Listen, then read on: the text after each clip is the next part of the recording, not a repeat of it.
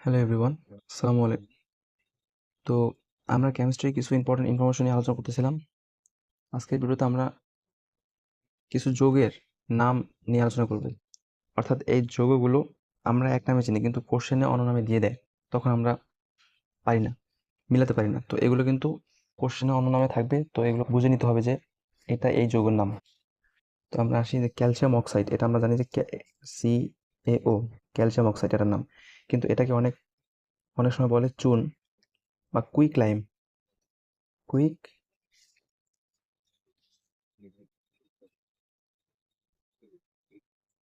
Quick lime আমরা জানি calcium oxide, কিন্তু এটাকে অনেক সময় বলে চুন বা কুইকলাইম। মাথায় রাখতে হবে। 2 নম্বরে আসি, ক্যালসিয়াম হাইড্রোক্সাইড। এটা আমরা সবাই জানি, কিন্তু এটাকে যে অনেক বলে কলিচুন, কলিচুন বা স্ল্যাগ লাইম, স্ল্যাগড লাইম।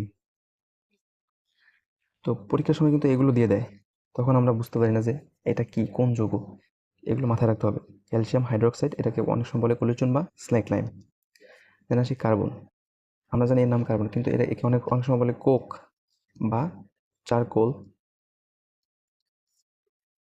কোক বা চারকোল, কার্বনকে অনেক সময় বলা হয় কি কোক বা চারকোল। এখন আসি ক্যালসিয়াম কার্বনেট, এটাকে অনেক সময় বলা হয় চুনাপাথর। ক্যালসিয়াম কার্বনেট হিসেবে আমরা জানি চুনাপাথর, অনেক সময় বলা হয় চুনাপাথর। দেন বলা হয় মার্বেল পাথর, মার্বেল পাথর। দেন এটাকে আর নাম আছে খড়িমাটি, খড়িমাটি, চক বা ক্যালসাইট। আমাদের সময় এটা আসছিল যে ক্যালসাইটের সংকেত কি লিখো, তখন আমরা পারিনি।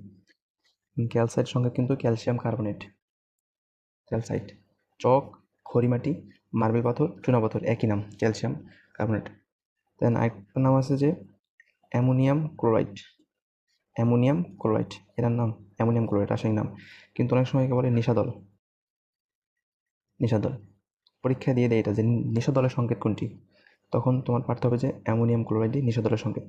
আশা করি এগুলোই দেয় পরীক্ষায়, আর এর বাহিরে আর অন্য কোনো ইয়ে নাই আর কি, অন্য কোনো যৌগের অন্য নাম নাই। আছে, বাট ওগুলো অতটা ইম্পর্টেন্ট না, এগুলি মোস্ট ইম্পর্টেন্ট, এগুলি পরীক্ষা টাইমে বেশিরভাগ দিয়ে থাকে। তো তোমরা এটা ভালোভাবে মুখস্থ করে ফেলবা।